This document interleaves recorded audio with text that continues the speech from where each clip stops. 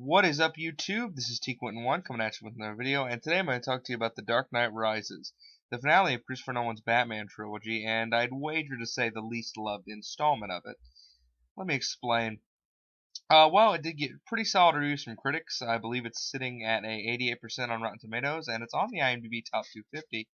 It's one of those movies with one or two glaring issues, so everyone thinks pointing them out makes them look smart, even though it doesn't. The Dark Knight Rises is a film that focuses on character and emotion rather than logic and reason, and this leads to a couple of pretty obvious plot holes. Now, are the leaps in logic a problem? Absolutely, I'm not going to deny that. But are they deal breakers? For me, not even close. As I've already said, The Dark Knight Rises puts a lot of focus on character, and this may be its strongest element. The characters are great, they're fleshed out, they're layered, and the actors all give powerhouse performances. Christian Bale is still really good as Bruce Wayne, and in this movie especially, he's fallen into a slump of depression and is consumed by guilt, which was interesting to see. I really liked the arc of his character in this film. Other returning characters include what is still the definitive version of Commissioner Gordon, in my opinion. Gary Oldman, once again, just nails it. I think I already brought this up in my Batman Begins review, but he really is the audience character in these movies. He's by far the most relatable because at the end of the day, he's just an average guy trying to do what he thinks is right. And as I've said, Oldman just gives such a great performance. Despite his lack of screen time, Michael Caine gives what I consider his personal best performance. There is a scene, it's a little early in this movie, but it really got me choked up, where he tells Bruce goodbye, and oh man, it was brutal. Morgan Freeman is good in this too, although to be honest, he kind of felt shoehorned in. But let's talk about the new characters because there are quite a few in this movie. This film introduces Catwoman, which I thought was an interesting direction to go, and while I don't think this is the best adaptation of the character, I still think Anne Hathaway does a decent job, but she's overshadowed by this film's other female lead, Marion Cotillard, as Miranda Tate, aka Talia al Ghul. She gives such a layered performance, and I really enjoyed her. She's good in a lot of things, but she's really good in this.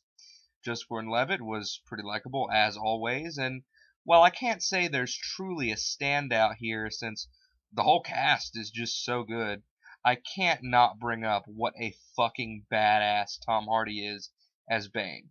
Now, no one should have to fill the void left by Heath Ledger's Joker, but holy shit is this dude awesome. I know a lot of people make fun of his voice, but I thought it sounded cool. And he's also totally different from Heath Ledger's Joker. Bane is ruthless. He's cold. His men are loyal to him. He has a lot of great scenes. I think the scene in the sewer where he first finds Commissioner Gordon and he just kills those two guard dudes, it's so cool. And he's a lot more physical in terms of a villain. He's a lot more involved. He's in a lot of the action scenes. And speaking of physical, the action scenes in this movie are the best they've ever been. Not only are they bigger than the previous two movies, but most of them are practical. Christopher Nolan seems to go out of his way with most of his movies to prove that when it comes to action scenes, there really is no substitute for good old in-camera style filmmaking. And from the beginning, it is made very clear this is the end. A sense of conclusion permeates this movie, and the ending is, I found, really satisfying to Batman's story. I think it's a really fitting close. But there are some flaws.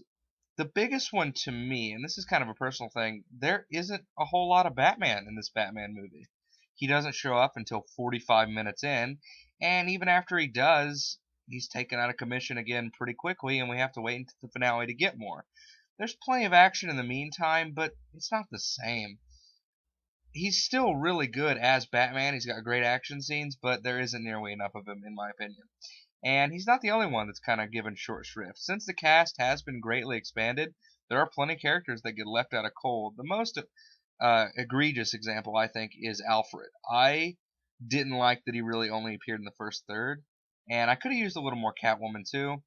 And then there's the plot holes. Yeah, there's a few, and to be honest, I'm not even really going to go into them because they're easy to nitpick. Everybody's done it, but I really don't care that much. All in all, I think The Dark Knight Rises is a very underrated film. It has its flaws, absolutely, and I'd say it might be the weakest of this trilogy, but I'm still going to give it a 9 out of 10 because I had a great time with it. It's T1 signing out.